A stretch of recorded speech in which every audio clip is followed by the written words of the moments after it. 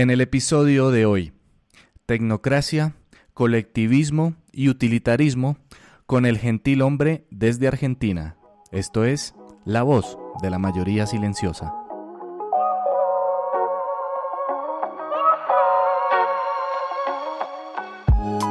Bienvenidos al 10º episodio del podcast.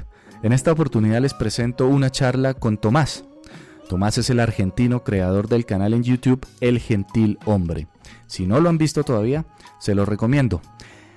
En el canal Tomás hace una exposición de diversos conceptos dentro del espectro político y es muy útil porque ayuda a entender las diferentes corrientes y sus principios.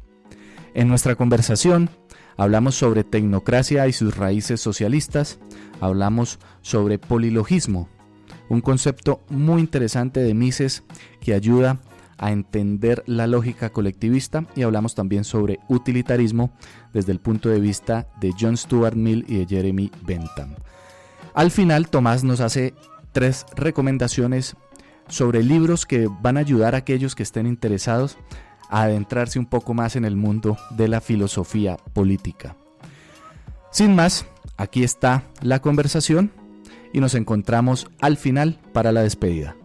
Tomás, muy buenas tardes y otra vez gracias por aceptar la invitación a La Voz de la Mayoría Silenciosa. ¿Cómo está? ¿Cómo estás, Julián? Te agradezco mucho la invitación, un gusto.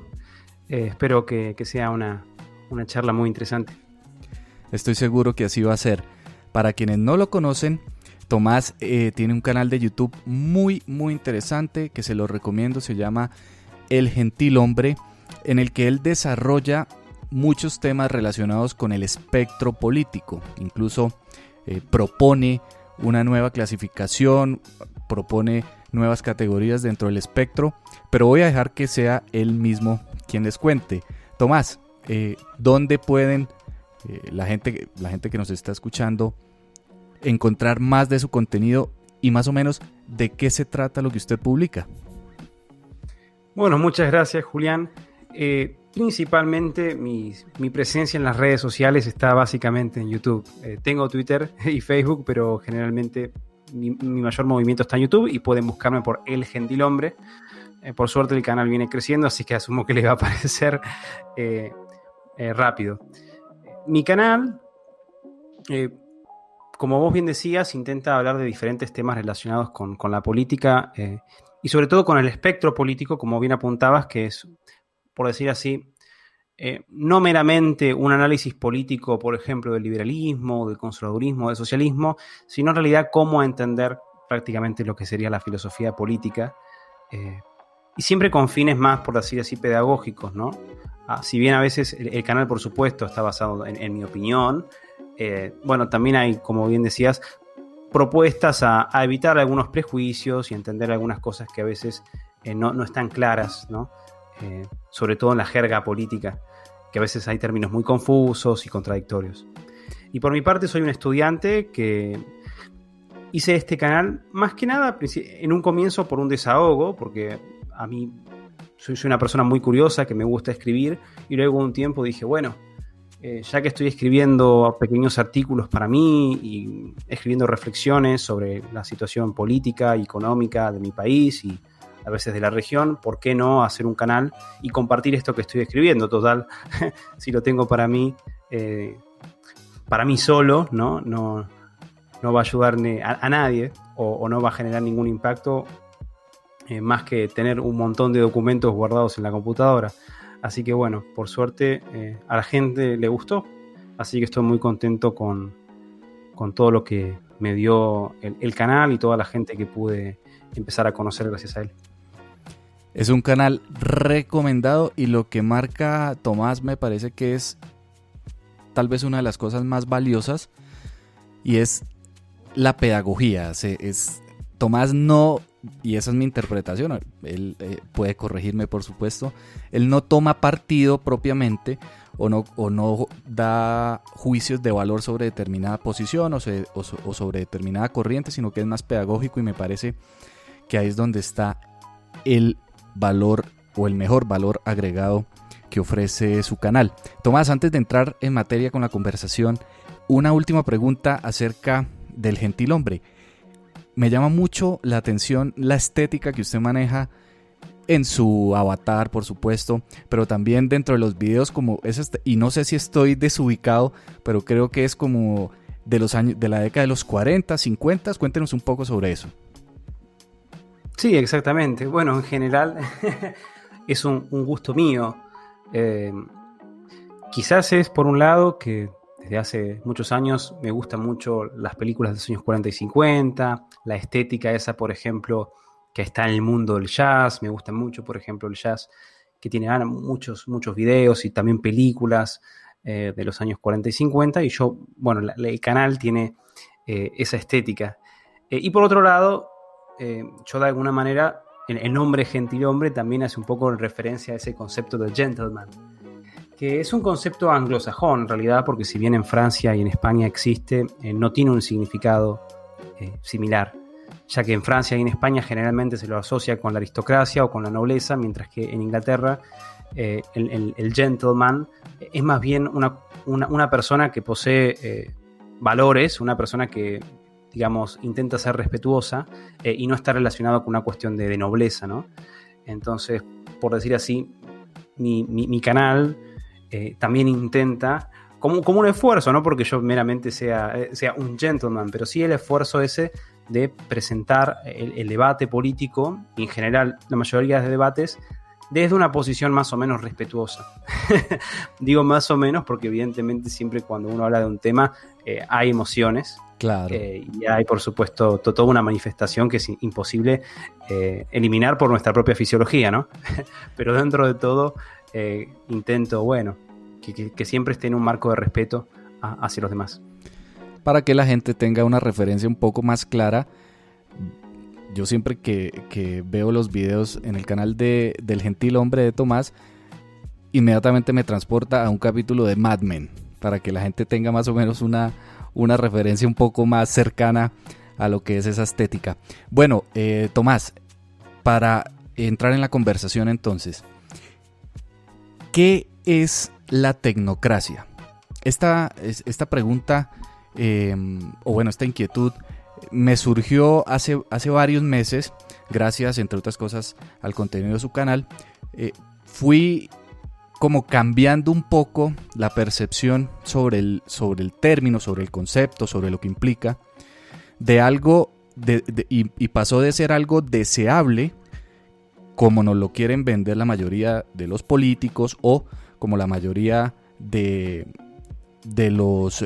las personas que tal vez proponen un socialismo, un Estado más fuerte. Y ahora no lo veo tan así. Creo que, es más, ha sido más perjudicial que beneficiosa esta tecnocracia.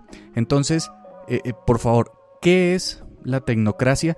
Y si tendría ella alguna relación, por ejemplo, con el marxismo o con el socialismo. Bueno, la tecnocracia es un término que se le atribuye especialmente a un señor francés llamado Claude Henri de Roubaix, que es conocido generalmente como el Conde de Saint-Simon. Este señor fue una de las personas más importantes en los comienzos del siglo XIX, ya que tuvo un rol central en el desarrollo del socialismo, porque inspiró todo un movimiento entero que se llamó el Saint-Simonismo, y por otro lado el positivismo, que en realidad podríamos entenderlo como una metodología que considera que todo conocimiento válido es un conocimiento de tipo científico. De hecho, generalmente uno quizás recuerde, que a veces lo estudia en la secundaria o en la universidad, que el padre del positivismo fue Augusto Comte, y Augusto Comte fue alumno de Saint-Simon. Así que acá tenemos un personaje clave tanto del socialismo, que hoy llamaríamos socialismo utópico, porque ese fue el término que le puso Engels, para diferenciarlo del socialismo marxista, que supuestamente vendría a ser el científico. Y por otro lado, es una persona muy importante en un método nuevo que considera que todo conocimiento válido es el conocimiento científico. Y ahora, con estos dos elementos, podemos entender un poco a qué se refería él con la tecnocracia.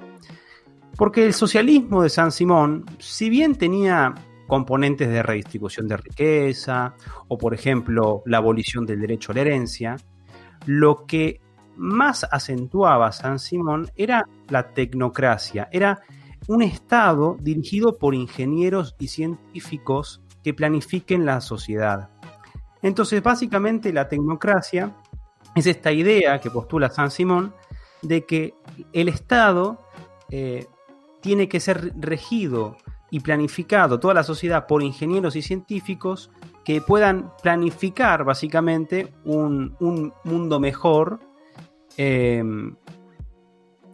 principalmente en el sentido socialista en su momento, ¿no? Para poder, digamos, hacer una sociedad más justa, sin desigualdad social, y con un montón de cosas que muchas veces son un poco absurdas, porque el socialismo utópico justamente se caracteriza por tener ciertas visiones del futuro muy, muy fantasiosas, ¿no?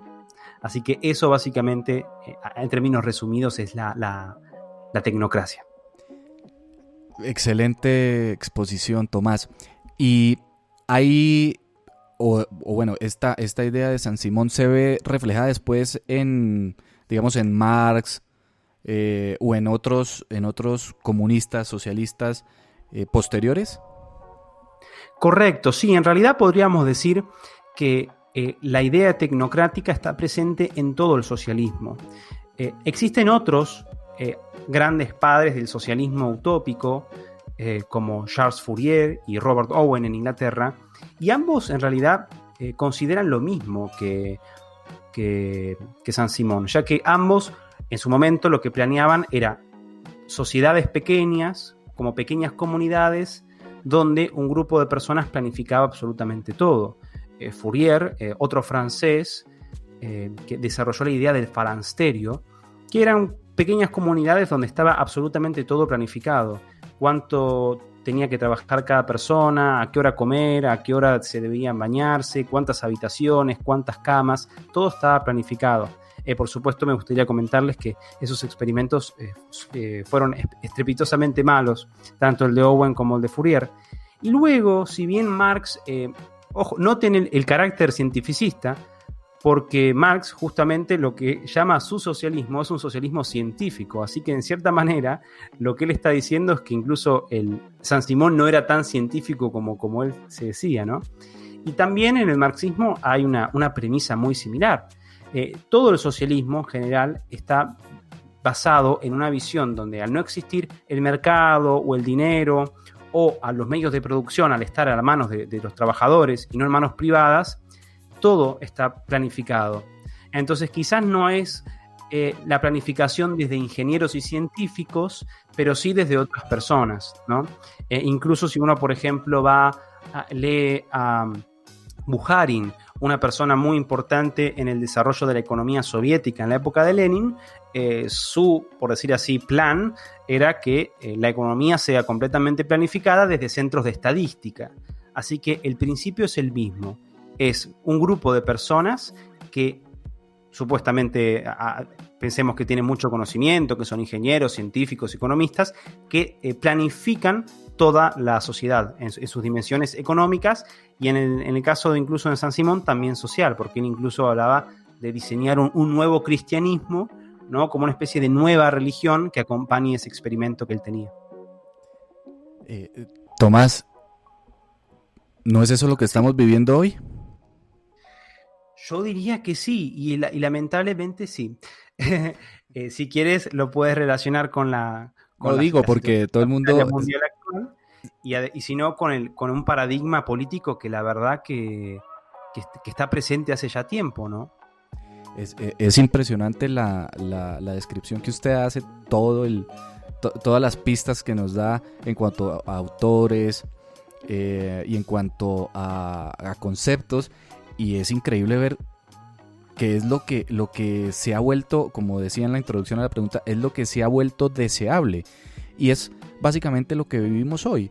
Una economía planificada, el gasto planificado, la construcción de vivienda, por ejemplo, planificada. ¿Por qué cree usted, si tiene alguna opinión al respecto, que esto se volvió deseable en algún momento y se ha vuelto prácticamente como uno de los puntos principales en casi todas las agendas o en todas las propuestas políticas que uno ve no solo en Sudamérica,